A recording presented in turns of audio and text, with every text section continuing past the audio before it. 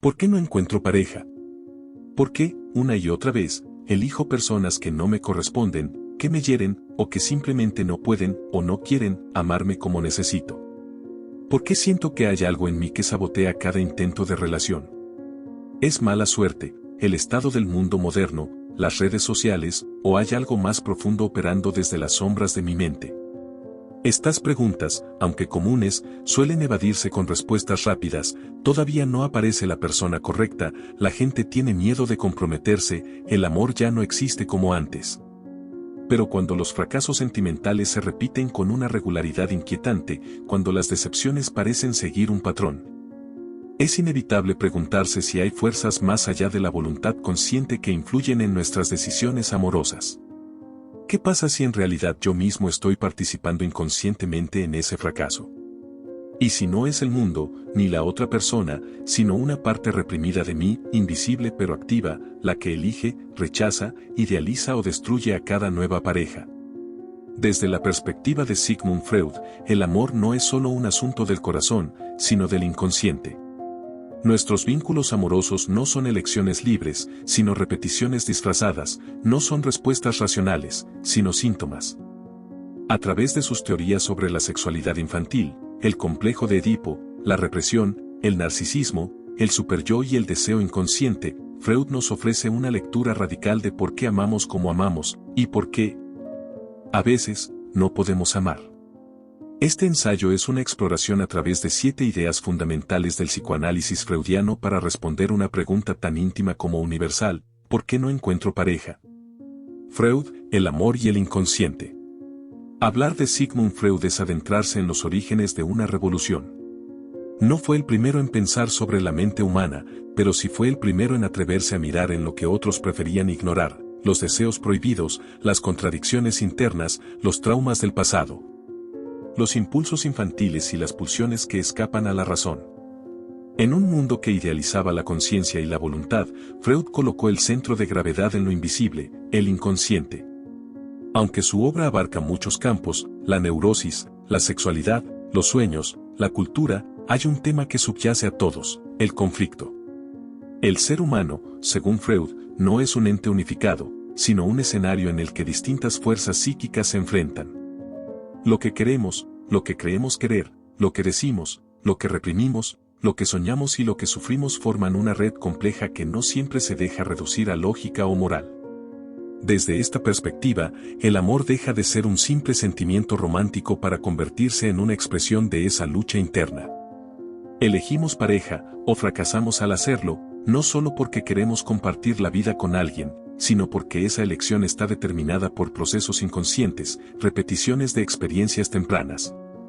Deseos que no nos atrevemos a confesar, ideales que nos habitan sin que lo sepamos, miedos profundos al rechazo, al abandono o a la fusión con el otro. Este enfoque es especialmente valioso cuando las respuestas convencionales ya no bastan. Cuando uno se pregunta, con honestidad y angustia, ¿por qué siempre termino con personas que no me hacen bien? ¿Por qué huyo de quienes me quieren? ¿Por qué no puedo mantener una relación sana? El psicoanálisis no ofrece una receta, pero sí una herramienta, una mirada profunda hacia el interior. Este video propone recorrer 7 conceptos clave del pensamiento freudiano, aplicados directamente a la experiencia de no encontrar pareja. No se trata de hacer un tratado técnico, sino de abrir interrogantes, reconocer dinámicas invisibles y atreverse a pensar el amor y su imposibilidad desde el conflicto psíquico. Perfecto. Aquí tienes el capítulo 1, el inconsciente y las elecciones amorosas, con una extensión aproximada de 1200 palabras, siguiendo un tono reflexivo y riguroso, pero accesible. Este apartado profundiza en cómo, según Freud, nuestras elecciones sentimentales están guiadas por deseos que desconocemos. Número 1. El inconsciente y las elecciones amorosas. Uno no se enamora de quien quiere, sino de quien puede. Esta frase, aunque popular, guarda una verdad que Sigmund Freud habría suscrito sin reservas. Desde su perspectiva, la elección amorosa no es libre, no obedece únicamente a criterios racionales o a coincidencias del destino, sino que responde a una lógica oculta, la lógica del inconsciente. ¿Qué es el inconsciente? Para Freud, el inconsciente es una instancia psíquica que contiene pensamientos, recuerdos, deseos y fantasías reprimidas. Es aquello que hemos excluido de la conciencia porque nos resulta perturbador, doloroso o inaceptable según nuestras normas morales y sociales. Pero lo reprimido no desaparece, sigue operando silenciosamente desde las sombras, afectando nuestras decisiones, emociones y comportamientos, especialmente en ámbitos tan cargados de deseo como el amor y el sexo. Cuando alguien afirma, no sé por qué me gusta esa persona, está verbalizando lo que para Freud es una verdad estructural: el sujeto no sabe por qué ama. O mejor dicho, cree saberlo, pero se equivoca. El amor como síntoma. Freud sostuvo que el amor es, en muchos casos, un síntoma. Es decir, una formación de compromiso entre deseos inconscientes y exigencias conscientes. El objeto de amor, la persona deseada, no es elegido al azar, sino porque encarna, de manera disfrazada, algún aspecto significativo de la vida psíquica del sujeto, un rasgo de los padres, una figura idealizada de la infancia, una repetición de un trauma, una reparación simbólica de una herida. Por ejemplo, una persona que en su niñez experimentó abandono por parte de su madre puede sentirse irremediablemente atraída por parejas emocionalmente indisponibles. No lo hace porque desee sufrir, sino porque el inconsciente la empuja a recrear esa escena original, con la esperanza de lograr ahora lo que no consiguió entonces, que la figura amada no se vaya, que se quede. Este mecanismo, llamado en psicoanálisis retorno de lo reprimido, hace que ciertas personas se conviertan en imanes para los mismos patrones destructivos. La conciencia dice quiero una relación sana, pero el inconsciente busca otra cosa: resolver lo pendiente, revivir lo traumático, conquistar lo que antes fue inalcanzable. Elecciones que no entendemos. Un fenómeno frecuente es la atracción hacia personas que, en la práctica, resultan nocivas, indiferentes o abusivas. Muchos dicen después, desde el principio supe que no era para mí, pero no pude evitarlo. Para Freud, esto no es irracional, es psíquicamente coherente. El sujeto no elige mal por ignorancia, sino porque algo en su inconsciente le indica que esa persona representa un objeto significativo. A veces se elige al otro no por lo que tiene, sino por lo que simboliza. Un hombre que se sintió invisibilizado por su madre dominante puede sentir una atracción fatal hacia mujeres frías y autoritarias, no porque disfrute del rechazo, sino porque en el fondo está intentando ganarse finalmente esa mirada materna que nunca recibió. Lo que creemos querer. El inconsciente también actúa cuando creemos que amamos por razones nobles, intelectuales o espirituales. Podemos convencernos de que elegimos a alguien por su inteligencia, su carisma o sus valores, pero en realidad estamos respondiendo a una lógica más antigua, más oscura. A menudo, las justificaciones conscientes son apenas racionalizaciones de un deseo inconsciente que no podemos reconocer. El amor consciente suele ser una máscara que recubre el deseo inconsciente. Esto explica por qué tantas personas dicen, es perfecto, pero no me atrae o no sé por qué me fascina a alguien que no encaja conmigo. La atracción no sigue las reglas de la lógica consciente, sino las leyes de la vida psíquica. El yo no elige solo. Otro punto clave es que el yo no es el único actor en la escena amorosa. Según Freud, la psique está dividida en tres instancias: el ello, deseos primitivos; el yo, la parte racional que media con la realidad; y el superyo, la instancia moral y normativa. La elección de pareja es el resultado del conflicto entre estas tres fuerzas. Muchas veces el yo quiere una cosa, pero el ello desea otra, y el superyo castiga por desearlo. Por eso, algunas personas se sienten culpables por amar, otras sabotean relaciones que marchan bien, y otras más no pueden enamorarse de quien las trata con ternura.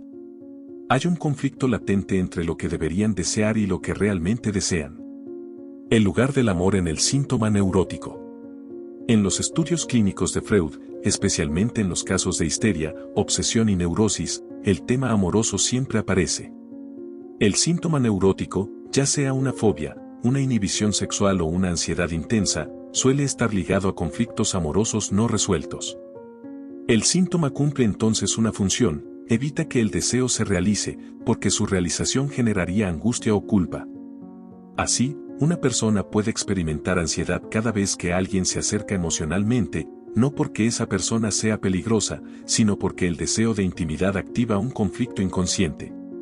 En este caso, El síntoma protege, pero al mismo tiempo, condena a la soledad. Amar, desde la visión freudiana, es una experiencia psíquica atravesada por lo inconsciente. Las elecciones amorosas no son del todo libres, están condicionadas por nuestra historia infantil, nuestros traumas, nuestras repeticiones y los deseos que hemos reprimido. Comprender esto no es resignarse, sino abrir una vía de autoconocimiento. Quizá no encontremos pareja no porque no haya nadie allá afuera, sino porque hay algo adentro que necesita ser escuchado antes de poder amar con libertad. Y esa escucha comienza por preguntarse, ¿a quién estoy eligiendo realmente cuando digo que estoy enamorado? Número 2. La repetición de patrones afectivos. Uno de los fenómenos más desconcertantes en la vida amorosa es la sensación de estar atrapado en un círculo vicioso. Personas distintas, historias diferentes, pero el mismo final: abandono, desilusión, traición, vacío. En apariencia, cada relación es única, pero en la experiencia íntima del sujeto, todo se repite. Freud fue uno de los primeros en advertir este fenómeno y en darle un nombre: compulsión de repetición. Se trata de una tendencia inconsciente del sujeto a recrear una y otra vez situaciones traumáticas o dolorosas del pasado, especialmente aquellas no elaboradas psíquicamente. Y lo hace, paradójicamente, con la esperanza de obtener un desenlace diferente. ¿Por qué repetimos lo que nos hace daño? La lógica consciente se revela ante esta idea. ¿Por qué alguien querría revivir lo que lo hirió? ¿Por qué buscar, una y otra vez, parejas frías, infieles, distantes o violentas? ¿Qué sentido puede tener perseguir lo que solo deja cicatrices? Para Freud, la clave está en el retorno de lo reprimido. Lo que no se elabora, lo que no se simboliza, regresa. Y lo hace en forma de repetición. La compulsión de repetición no es una elección racional, sino una expresión del deseo inconsciente de dominar aquello que antes nos dominó, de poner en escena un trauma con la ilusión de poder modificarlo esta vez. Imaginemos a una persona que fue ignorada o menospreciada por su padre durante la infancia. En la adultez, puede sentirse atraída por parejas que la desprecian, no porque quiera sufrir, sino porque el inconsciente le propone una tarea imposible: si esta vez logras que alguien así te ame, habrás vencido el trauma. Pero eso rara vez sucede. La historia se repite, y el sujeto se hunde en la frustración, sin entender que está actuando un guión viejo, que no escribió él, pero que sigue interpretando. El trauma que insiste. En sus textos sobre el trauma, Freud observa que el sujeto traumatizado no recuerda, sino que repite. Y lo hace de manera simbólica, no revive el evento exacto, sino sus efectos emocionales. Así, una persona que sufrió abandono puede no recordar conscientemente el dolor de aquella experiencia, pero elegirá, una y otra vez, vínculos donde será dejado. Es importante entender que estas repeticiones no son conscientes. De hecho, muchas veces el sujeto cree estar escapando del pasado. Frases como "yo nunca seré como mis padres", "busco todo lo contrario a lo que viví" son comunes. Sin embargo, el inconsciente no obedece al lenguaje de la negación. Al intentar huir del pasado, se cae en él por otro camino. El amor como puesta en escena. El psicoanálisis considera que la vida amorosa funciona muchas veces como un escenario psíquico. En él, el sujeto proyecta sus fantasías, revive escenas del pasado y asigna roles a sus parejas según guiones inconscientes. Así, una relación no es solo lo que dos personas construyen conscientemente, sino también lo que sus inconscientes juegan entre sí. Freud y sus discípulos observaron que muchos pacientes, en terapia, intentaban recrear con el analista las mismas dinámicas que habían vivido con sus padres o parejas. Esta transferencia, otro concepto central del psicoanálisis, es una forma de repetición que puede ser sanada si se hace consciente. Pero en la vida cotidiana, fuera del marco terapéutico, la repetición suele pasar desapercibida, y se sufre sin saber por qué. La ilusión de lo nuevo. La compulsión de repetición se disfraza de novedad. Cada pareja parece distinta, una es más divertida, otra más inteligente, otra más atractiva. Pero, con el tiempo, el patrón emerge. La sensación de "esto ya lo viví" invade al sujeto, y la frustración se multiplica. Se pregunta, ¿cómo pude volver a caer?, sin saber que no es él quien cae, sino su deseo inconsciente que lo arrastra hacia el mismo abismo. Esta repetición también se manifiesta en las formas de ruptura. Algunas personas siempre son dejadas, otras siempre huyen. Algunas se vinculan con personas no disponibles, otras con quienes necesitan ser salvadas. Cada quien repite lo que su historia infantil le dejó sin resolver. La función defensiva de la repetición. Curiosamente, Freud observó que la repetición no solo es autodestructiva, también es una defensa. Al repetir, el sujeto evita enfrentarse con lo que realmente le angustia. Repetir lo conocido, aunque doloroso, es más seguro que enfrentarse con lo nuevo e incierto. En este sentido, hay quienes repiten el fracaso porque temen el éxito. Estar en una relación sana implicaría una entrega emocional para la que no están preparados. El amor auténtico puede despertar temores infantiles, al abandono, a la fusión, a la pérdida de identidad. Por eso, inconscientemente, se busca repetir vínculos fallidos donde no se corre el riesgo de perderse de verdad. Romper el círculo. La pregunta clave ¿es posible salir de la repetición? La respuesta de Freud es esperanzadora, aunque exigente. Sí, pero solo si el sujeto se vuelve consciente de lo que repite. No basta con cambiar de pareja o hacer promesas de no volver a cometer el mismo error. Lo esencial es identificar qué escena se está reviviendo, qué deseo está en juego, qué herida busca resolución. Esta toma de conciencia no es sencilla. Requiere introspección, análisis y, muchas veces, ayuda profesional. Pero es el primer paso para dejar de actuar lo que no se comprende. Cuando el sujeto reconoce que no está condenado a repetir, sino que repite porque aún no ha entendido lo que le ocurre, comienza un proceso de liberación. La compulsión de repetición es uno de los mecanismos más poderosos del inconsciente. Nos hace actuar sin saber, elegir sin comprender, y amar sin libertad. En lugar de buscar conscientemente lo que deseamos, recreamos lo que nos hirió, con la esperanza de reparar lo irreparable. Comprender este mecanismo es fundamental para responder por qué no encontramos pareja o por qué siempre terminamos con las personas equivocadas. La respuesta no está afuera, en el azar o en la mala suerte, sino adentro, en lo que se repite porque aún no se ha dicho. Salir de la repetición no significa negar el pasado, sino hacerlo consciente, entenderlo, elaborarlo. Solo así es posible construir relaciones nuevas que no estén al servicio de una herida antigua. Número 3. El complejo de Edipo. Pocas ideas han causado tanto revuelo en la historia del pensamiento como el complejo de Edipo. Para muchos, es una exageración, para otros, una revelación inquietante. Pero para Freud, era el núcleo de la vida psíquica, una experiencia universal que marca profundamente el desarrollo emocional y la forma en que nos relacionamos con los demás, especialmente con nuestras parejas. El complejo de Edipo, nombrado así por la tragedia griega de Sófocles en la que Edipo mata a su padre y se casa con su madre sin saberlo, no debe entenderse en términos literales. Freud no decía que todos los niños quisieran asesinar a su padre o desposar a su madre. Lo que proponía era más sutil y, a la vez, más profundo. En la infancia, cada ser humano pasa por una etapa en la que sus deseos, afectos y rivalidades se organizan en torno a las figuras parentales. Y esa vivencia deja marcas duraderas en el inconsciente. El Edipo en el desarrollo infantil. Entre los 3 y 5 años de edad, según Freud, el niño o la niña vive una etapa de intenso vínculo afectivo y erótico hacia el progenitor del sexo opuesto, acompañado de una rivalidad inconsciente hacia el del mismo sexo. Es decir, un niño varón puede sentirse profundamente unido a su madre y experimentar celos o rechazo hacia el padre, a quien percibe como rival.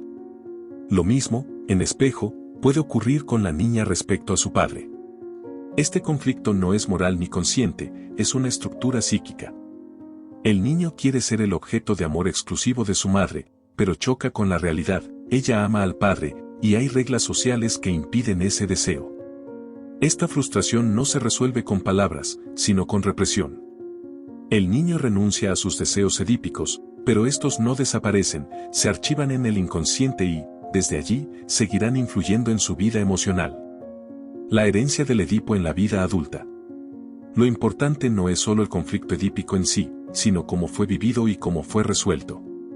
Si el Edipo se atravesó con cierta armonía, si hubo amor, límites claros, contención emocional y espacio para la individuación, el sujeto podrá desarrollar relaciones más maduras. Pero si hubo traumas, carencias, sobreinvolucramiento o abandono, es probable que los residuos del Edipo contaminen las elecciones afectivas en la adultez. Muchos conflictos de pareja tienen su raíz en un Edipo no resuelto. Por ejemplo, una mujer puede sentirse atraída por hombres que se parecen simbólicamente a su padre, en su carácter, en su distancia, en su poder, buscando en ellos una forma de revivir o reparar su relación infantil. Del mismo modo, un hombre puede enamorarse de mujeres que encarnan la figura materna, protectoras, exigentes, inalcanzables. En estos casos, no se ama a la persona real, sino al eco de una figura del pasado. Se busca, en la pareja, algo que faltó en la infancia: atención, aprobación, contacto, reconocimiento. El amor se convierte en una demanda infantil disfrazada de elección adulta. Padres ausentes, padres ideales. El complejo de Edipo también deja su huella cuando los padres estuvieron ausentes o emocionalmente inaccesibles. En esos casos, la imagen del padre o de la madre puede idealizarse, y el sujeto pasa la vida buscando un amor perfecto que no existe. Nadie está a la altura del ideal inconsciente, y por eso las relaciones fracasan una y otra vez. Otras veces, el conflicto se invierte, se rechaza todo lo que recuerde a las figuras parentales. Algunas personas dicen jamás estaré con alguien como mi madre/padre, pero al evitar ciertos rasgos conscientemente, terminan repitiéndolos por vías inconscientes. Freud señalaba que lo reprimido siempre vuelve, aunque disfrazado. El Edipo negativo. Freud también identificó una variante del complejo de Edipo, el Edipo negativo, donde el niño dirige su afecto al progenitor del mismo sexo y la rivalidad al del sexo opuesto. Esto ocurre en todos los individuos, independientemente de su orientación sexual, y muestra que la identidad y el deseo no se construyen de manera lineal, sino ambigua y conflictiva. El Edipo negativo también puede influir en las elecciones amorosas, en la forma de ejercer la autoridad o en la manera de vivir la identidad de género. Edipo y culpa.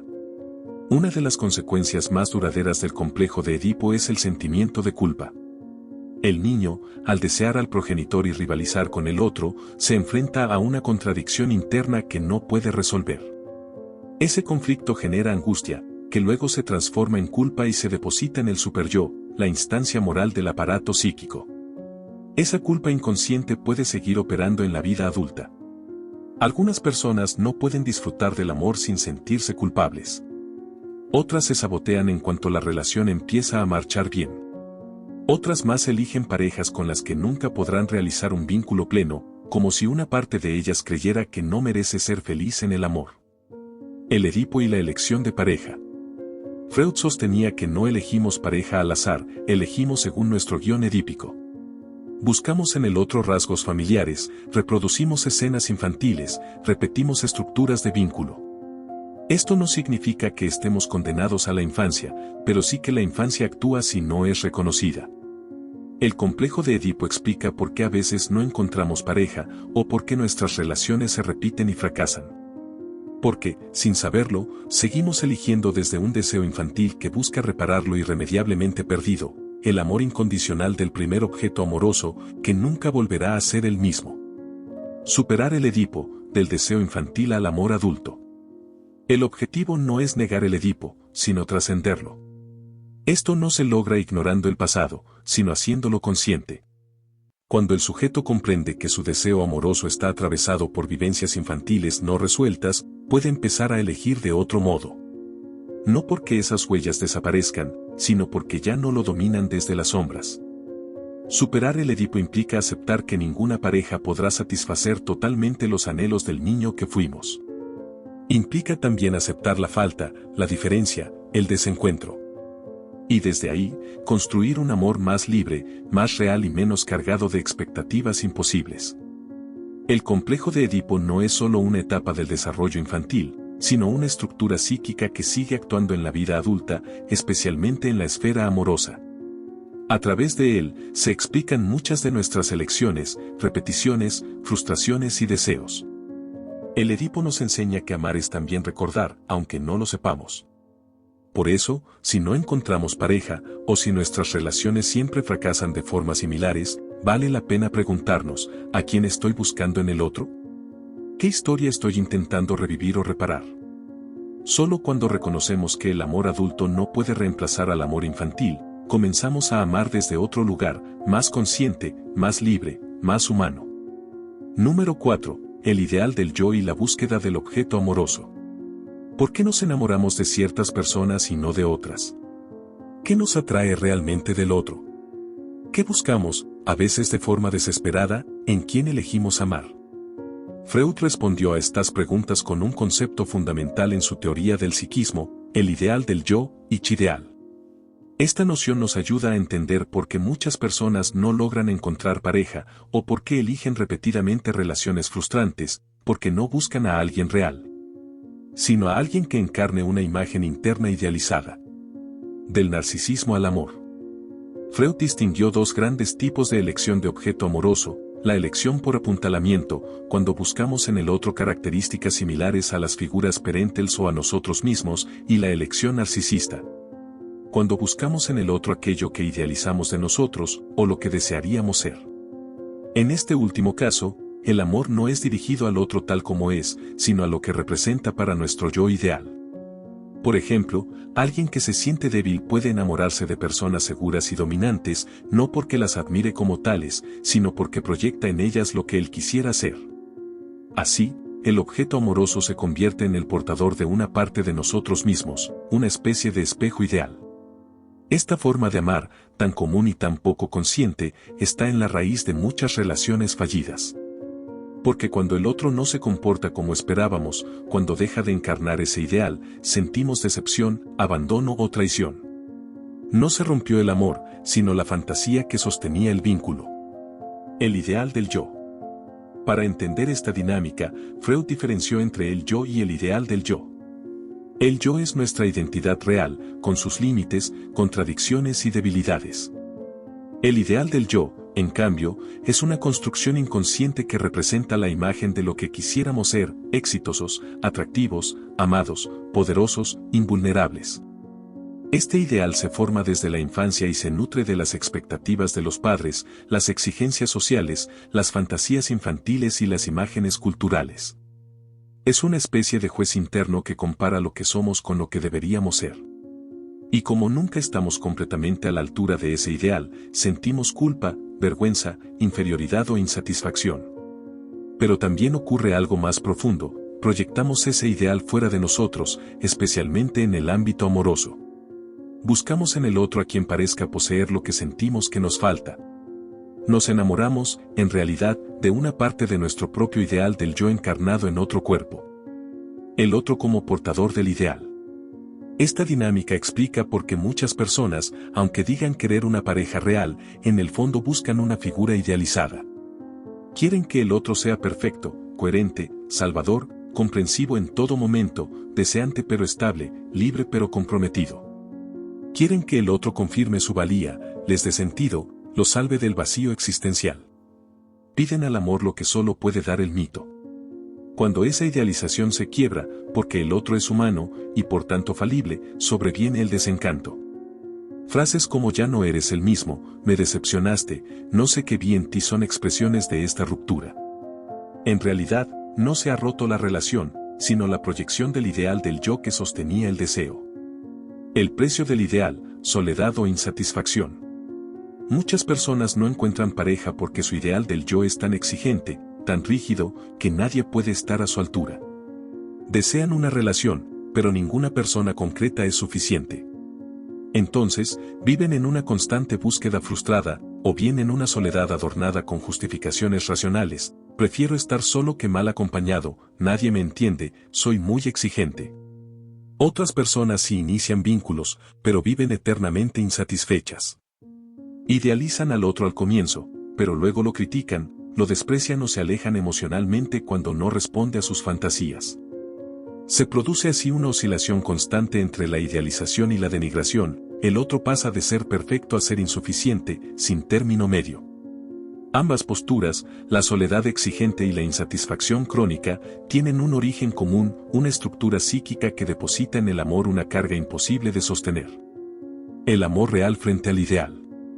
Frente a esta lógica del ideal, el psicoanálisis propone una alternativa: el amor como encuentro entre sujetos reales. Esto no significa conformarse con menos, ni renunciar al deseo, sino aceptar que el otro no es una extensión del propio ideal, sino un ser autónomo, diferente, con su propia historia, deseos y límites.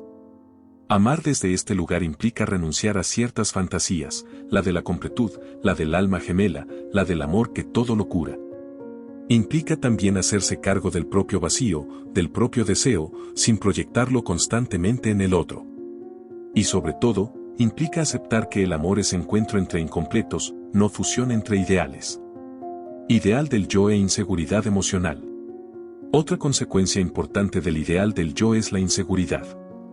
Cuando alguien tiene un ideal del yo muy elevado, es decir, cuando se exige ser perfecto, exitoso, deseable, inmaculado, suele vivir con una sensación constante de insuficiencia.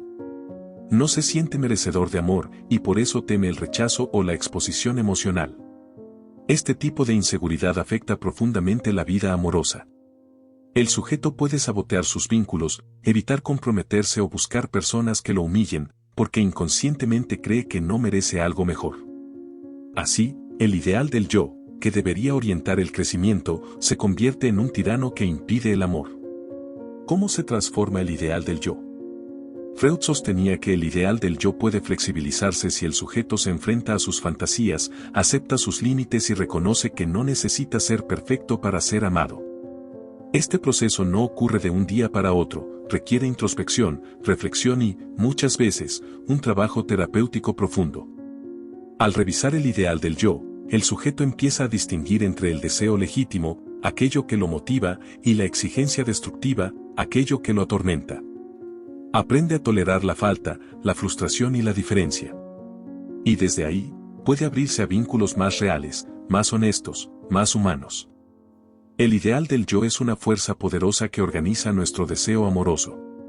Nos empuja a buscar en el otro lo que sentimos que nos falta y a enamorarnos de imágenes, no de personas. Cuando no somos conscientes de ello, vivimos atrapados en fantasías que frustran la posibilidad de construir relaciones auténticas. Comprender este mecanismo es fundamental para responder por qué no encontramos pareja o por qué nuestras relaciones no nos satisfacen. No es el mundo el que está fallando, muchas veces es nuestro ideal interno el que no nos deja ver ni amar lo real. El desafío es dejar de buscar el ideal encarnado en otro y comenzar a amar desde la aceptación de la propia humanidad. Solo así el amor deja de ser una exigencia imposible y se convierte en un espacio posible. Número 5. El narcisismo y la incapacidad para amar. El narcisismo, en el lenguaje cotidiano, suele entenderse como vanidad o egoísmo. Sin embargo, en el pensamiento de Freud, es mucho más complejo. El narcisismo es una estructura fundamental del psiquismo humano, una etapa necesaria del desarrollo, pero que, cuando no se supera adecuadamente, puede convertirse en un obstáculo insalvable para amar a otro. A lo largo de este capítulo veremos cómo el narcisismo puede estar en la raíz de muchas de las dificultades que enfrentamos para encontrar pareja, mantener relaciones duraderas o amar de forma genuina. Y cómo, al mismo tiempo, muchas personas, sin saberlo, se relacionan no desde el amor al otro, sino desde el amor a sí mismas reflejado en el otro. El narcisismo primario, el amor original. Freud plantea que, al inicio de la vida, el sujeto no distingue entre sí mismo y el mundo exterior. El bebé está completamente centrado en su propio cuerpo, en sus sensaciones, en la satisfacción inmediata de sus necesidades. Esta etapa se denomina narcisismo primario. En ella, el yo aún no está claramente diferenciado y todo gira en torno a la autoafirmación. El narcisismo primario no es patológico, es una condición natural del desarrollo. El problema surge cuando, por fallas en los vínculos tempranos o por carencias emocionales profundas, el sujeto no logra salir de esta etapa. O bien regresa constantemente a ella como defensa frente al dolor que implica el vínculo con el otro. En esos casos, el sujeto no ama realmente al otro, sino que ama lo que el otro le devuelve de sí mismo: admiración, confirmación, seguridad, belleza. El otro se convierte en un espejo narcisista, una extensión del yo. Narcisismo y elección de objeto. Freud distinguió dos grandes caminos en la elección de objeto amoroso. 1. Por apuntalamiento, amar a alguien que se parece a las figuras que nos cuidaron, padre, madre, cuidador. 2. Por narcisismo, amar a alguien que se parece a uno mismo o a lo que uno desea ser. En la elección narcisista, el otro no es verdaderamente otro, sino una proyección idealizada del propio yo. Se ama no al sujeto real, sino a la imagen de uno mismo, o a un yo idealizado que se ve reflejado en la pareja. Esto puede generar relaciones de admiración mutua, donde cada uno se ve a través del otro como una figura especial, única, distinta del resto. Pero cuando el otro no responde como se espera, cuando critica, cuando falla, cuando muestra autonomía, el amor se rompe, porque se vivencia como una herida narcisista. La imposibilidad de amar desde el narcisismo. Uno de los efectos más nocivos del narcisismo excesivo es la incapacidad para reconocer al otro como un sujeto independiente. El narcisista no tolera que el otro tenga deseos propios, diferencias, autonomía. Cualquier muestra de individualidad es vivida como abandono, traición o desamor. Por eso, en las relaciones narcisistas se da una constante lucha de poder, de control o de dependencia. O bien el narcisista necesita dominar para sentirse seguro, o bien necesita ser admirado y sostenido continuamente, porque en el fondo su autoestima es frágil y está en manos del otro. Este tipo de vínculo no permite un amor real, porque el amor genuino implica reconocer al otro en su alteridad, en su diferencia, en su opacidad. Amar, para Freud, es aceptar que el otro no es una parte de uno, sino un sujeto con sus propias faltas, deseos y misterios. El narcisismo y la fantasía de completud. El narcisismo también alimenta una de las fantasías más comunes y más dañinas en la búsqueda de pareja, la ilusión de la media naranja.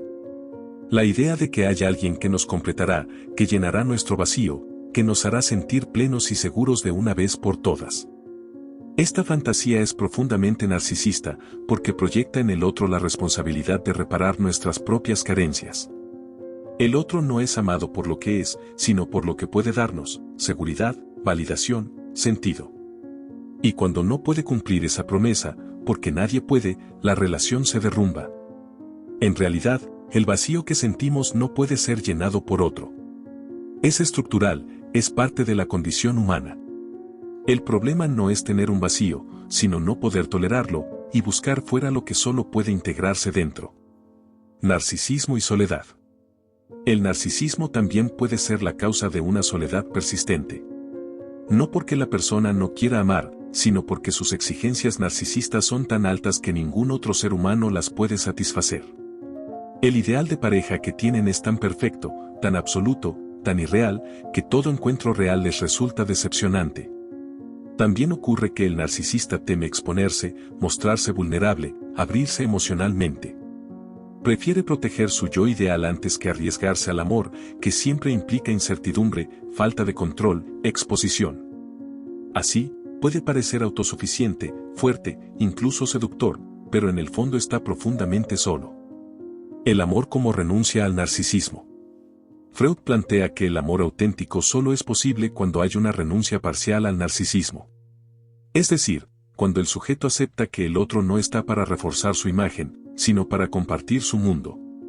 Esta renuncia no es una pérdida, sino una ganancia, permite salir del encierro del yo y abrirse a una relación verdadera. Amar, en este sentido, es aceptar la fragilidad, el riesgo, la falta. Es dejar de exigir perfección y empezar a construir con lo que hay. Es aceptar que el otro no es un espejo que devuelve una imagen ideal, sino un ser humano con quien compartir lo más difícil y lo más bello de la vida, la imperfección. Narcisismo y transformación. El psicoanálisis no condena el narcisismo. Lo reconoce como una etapa necesaria del desarrollo psíquico y como una fuerza que puede orientar el crecimiento personal. Pero también advierte que, si el narcisismo se convierte en el centro de la vida emocional, impide el vínculo profundo con los demás. Superar el narcisismo no significa eliminarlo, sino relacionarse de otro modo con uno mismo y con los otros. Significa aceptar que no somos el centro del mundo, que el otro no está para servirnos, que el amor no es posesión ni idealización. Este proceso no es fácil, pero es posible. Requiere trabajo interior, confrontación con las propias fantasías y, muchas veces, un espacio terapéutico donde se pueda reconstruir el modo de vincularse. Solo así se puede pasar del amor a uno mismo como ideal al amor por el otro como sujeto. El narcisismo es una fuerza psíquica poderosa que puede tanto sostener como destruir nuestra capacidad de amar. Cuando domina la escena, convierte al otro en espejo, en objeto de admiración o de uso, impidiendo el encuentro real. Cuando se flexibiliza, permite abrirse a vínculos más genuinos, más humanos, más complejos. Si no encontramos pareja, o si nuestras relaciones siempre terminan en conflicto, quizás sea momento de preguntarnos, ¿amo al otro, o me estoy amando a mí mismo a través del otro? ¿Qué lugar ocupa el otro en mi mundo interior? ¿Estoy dispuesto a renunciar a ciertas fantasías para construir un amor más real? Solo cuando salimos del encierro narcisista es posible amar con madurez. Y tal vez, solo entonces, es posible ser verdaderamente amado. Número 6. La compulsión a la repetición y la atracción por lo que daña.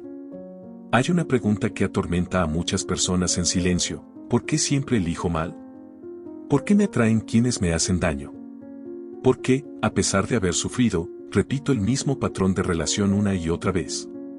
Para responder a estas preguntas, Freud desarrolló una idea radical y perturbadora: la compulsión a la repetición.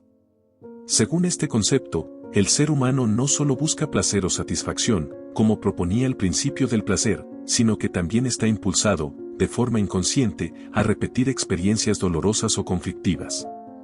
Esta repetición no es racional, no es buscada conscientemente, y muchas veces es contradictoria con el deseo de bienestar. Sin embargo, se impone con fuerza. Y es ahí donde muchas personas fracasan en sus intentos de encontrar una pareja sana. ¿Qué es la compulsión a la repetición? Freud observó que algunos de sus pacientes, incluso después de haber comprendido intelectualmente sus conflictos, seguían tropezando con las mismas situaciones afectivas. No bastaba con saber, había algo más profundo que los llevaba a recrear el mismo tipo de vínculo, una y otra vez. Así nació la idea de la compulsión a la repetición, una tendencia inconsciente a repetir antiguos conflictos no resueltos, especialmente aquellos relacionados con las figuras parentales y los traumas de la infancia. Lo paradójico es que estas repeticiones no buscan placer, sino revivir lo conocido, incluso cuando eso conocido es doloroso. Este mecanismo puede verse claramente en la vida amorosa: personas que siempre eligen parejas emocionalmente inaccesibles, que repiten relaciones con personas infieles, que se involucran con individuos abusivos, controladores o indiferentes. A pesar del sufrimiento, hay una especie de atracción magnética por lo que daña. Repetición como intento de resolución. Freud no veía la repetición simplemente como un castigo o una patología. En muchos casos, entendía que repetimos para intentar reparar. El sujeto busca, sin saberlo, poner en escena antiguos conflictos no resueltos, esperando que esta vez el final sea distinto. Por ejemplo, alguien que no recibió afecto de su madre puede sentirse atraído por parejas frías, esperando que esta vez sí lo amen. Pero el resultado, inevitablemente, es frustrante. La repetición se convierte así en un círculo vicioso. El deseo de sanar el pasado lleva al sujeto a recrearlo, pero al hacerlo, lo vuelve a sufrir. El inconsciente no distingue entre pasado y presente. Para el inconsciente, el tiempo es estático. Las experiencias emocionales infantiles, sobre todo las traumáticas o frustrantes, quedan inscritas como marcas que condicionan los vínculos futuros. El niño interior herido sigue buscando, en el presente, lo que no recibió en el pasado. Esto explica por qué tantas decisiones amorosas parecen irracionales. No se elige desde la lógica, sino desde una herida no elaborada. Y por eso, una y otra vez, se busca una figura que, en el fondo, representa una figura primaria insatisfecha. ¿Por qué nos atrae lo que nos daña? Aquí surge una de las preguntas más difíciles de responder: ¿por qué, sabiendo que algo nos hace mal, lo seguimos buscando? Freud propone varias ideas al respecto. 1. Porque lo familiar, aunque duela, es preferible a lo desconocido. El aparato psíquico prefiere la repetición de lo conocido a la incertidumbre de algo nuevo. Es una forma de controlar el dolor. 2. Porque hay una esperanza inconsciente de reparar. Como dijimos antes, el sujeto espera, en cada nueva repetición, un final diferente. Pero al hacerlo sin conciencia, solo vuelve a reproducir el patrón. 3. Porque hay una pulsión de muerte. En sus escritos más tardíos, Freud desarrolla la idea de que existe una tendencia interna hacia la destrucción y la repetición sin sentido, la thanatos, o pulsión de muerte, en contraposición a Eros, la pulsión de vida. Esta teoría sugiere que el ser humano no solo busca placer, sino también, de forma oscura, su propio dolor, como una forma de apaciguar tensiones internas. ¿Cómo se manifiesta esta compulsión en las relaciones? Veamos algunos ejemplos concretos. Una mujer que fue criada por un padre ausente se siente atraída, sin saber por qué, por hombres emocionalmente inaccesibles. Ella cree que busca amor, pero en realidad reproduce el abandono. Un hombre que fue constantemente criticado por su madre termina saliendo con parejas que lo desvalorizan. Al hacerlo, revive la voz interior que nunca pudo callar. Una persona que tuvo que cuidar emocionalmente de uno de sus padres, desde niño, se empareja con individuos frágiles, caóticos o dependientes. No se da cuenta, pero replica su antiguo rol. En todos estos casos, lo que se repite no es el contenido racional del deseo, sino el guión afectivo inconsciente. Y, como en una obra de teatro, el final ya está escrito, a menos que el sujeto se atreva a cambiarlo. ¿Se puede salir de la compulsión? Sí, pero no es sencillo. El primer paso es hacer consciente lo inconsciente. Esto significa identificar los patrones que se repiten, reconocer los conflictos que se están reescenificando y trabajar las emociones no elaboradas del pasado. Muchas veces, este proceso requiere de un espacio terapéutico. El psicoanálisis no busca curar en el sentido médico, sino entender que el sujeto pueda darse cuenta de que está buscando en sus relaciones, por qué elige lo que elige y qué deseo está realmente en juego. Salir de la repetición implica atravesar el dolor que se ha evitado, aceptar que no se puede reparar el pasado desde el presente y renunciar a la esperanza infantil de ser salvado por otro. Esto no significa resignarse al sufrimiento, sino lo contrario, es liberarse de la trampa de repetirlo.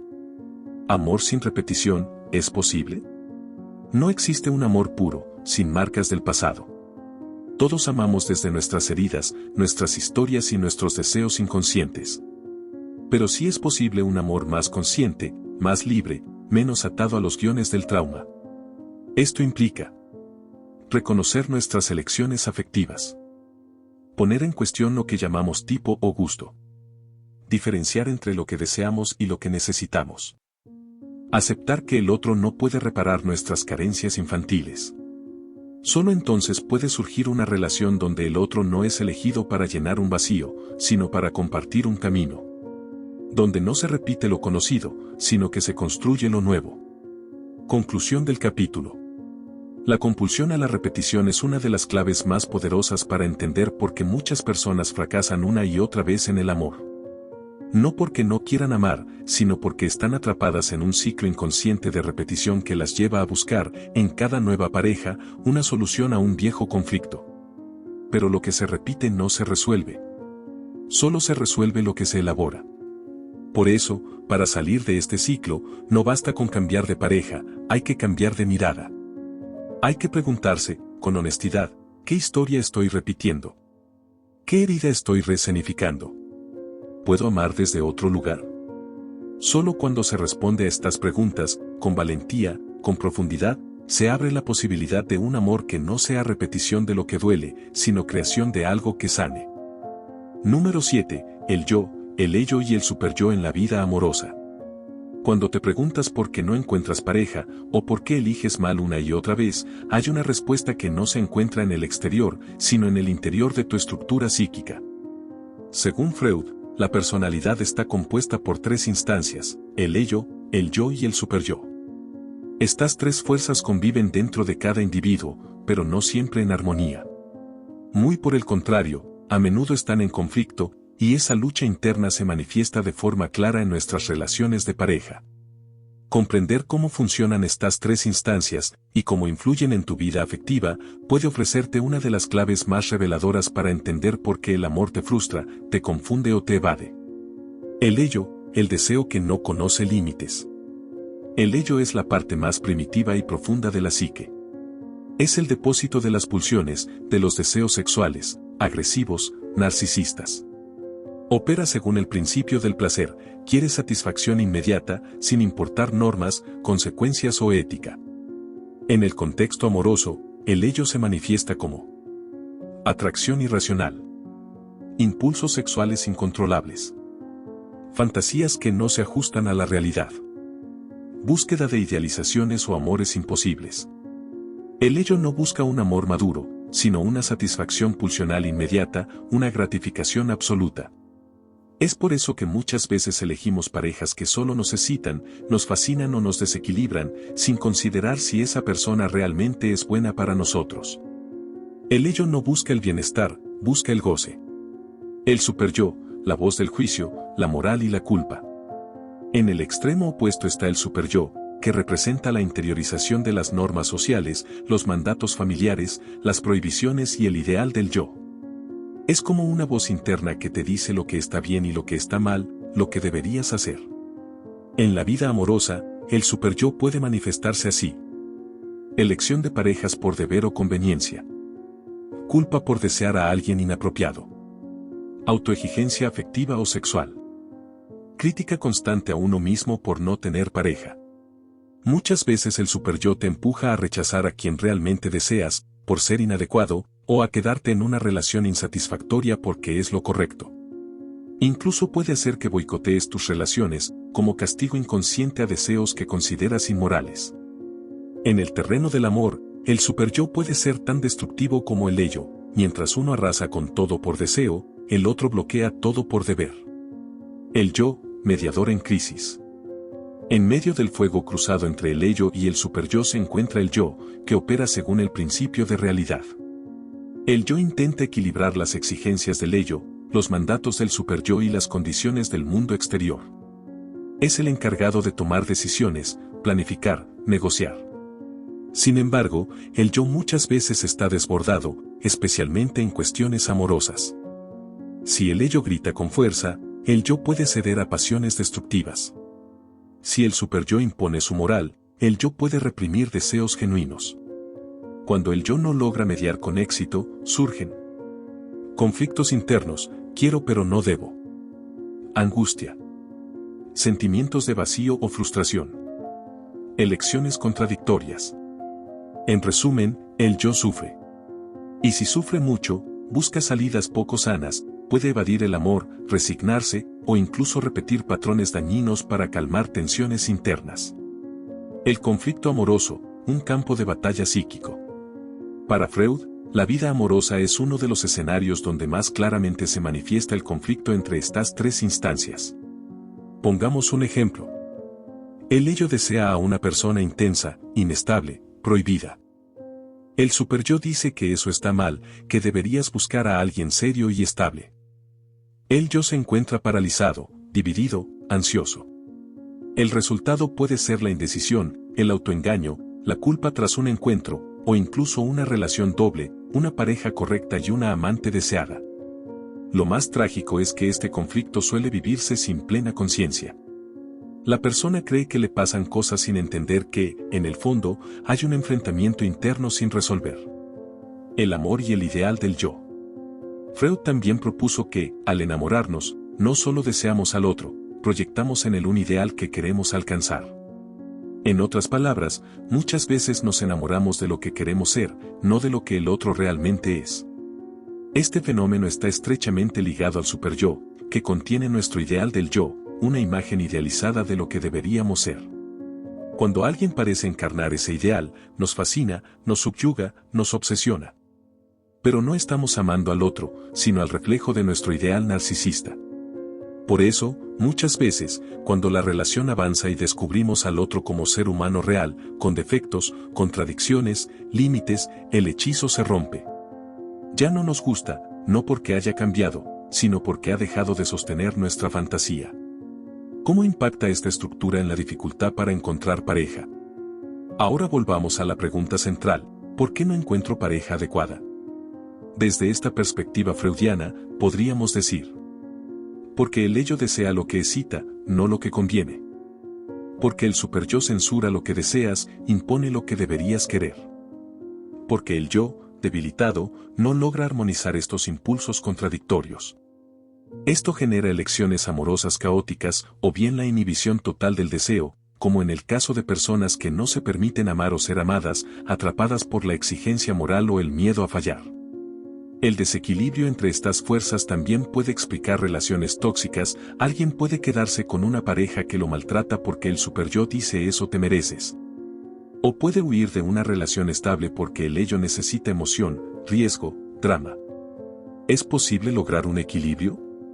Sí, pero requiere de autoconocimiento profundo y elaboración emocional. La tarea no es eliminar ninguna de estas instancias, todas son necesarias, sino lograr que el yo tenga la suficiente fuerza para mediar sin someterse ni al ello ni al superyo. Esto implica reconocer tus deseos reales, aunque te incomoden. Cuestionar las normas que has interiorizado sin reflexión. Dejar de idealizar el amor como redención o salvación. Aceptar que el otro es un ser humano, no un objeto para llenar vacíos. Solo así se puede construir una relación desde la elección consciente, no desde la compulsión o el mandato. Freud nos enseñó que el amor no es solo cuestión de química o destino, sino el resultado de una compleja dinámica interna. El ello desea con intensidad, el superyo exige con severidad, y el yo intenta sobrevivir entre ambos. Entender esta estructura permite comprender por qué elegimos a quien elegimos, por qué rechazamos a quien nos conviene, y por qué, a veces, nos saboteamos cuando estamos por ser felices. El desafío es fortalecer al yo, cultivar una conciencia que no reprima el deseo ni se someta a la culpa, sino que integre el placer, la ética y la realidad. Solo entonces el amor deja de ser un campo de batalla psíquico y se convierte en un espacio de encuentro real con el otro.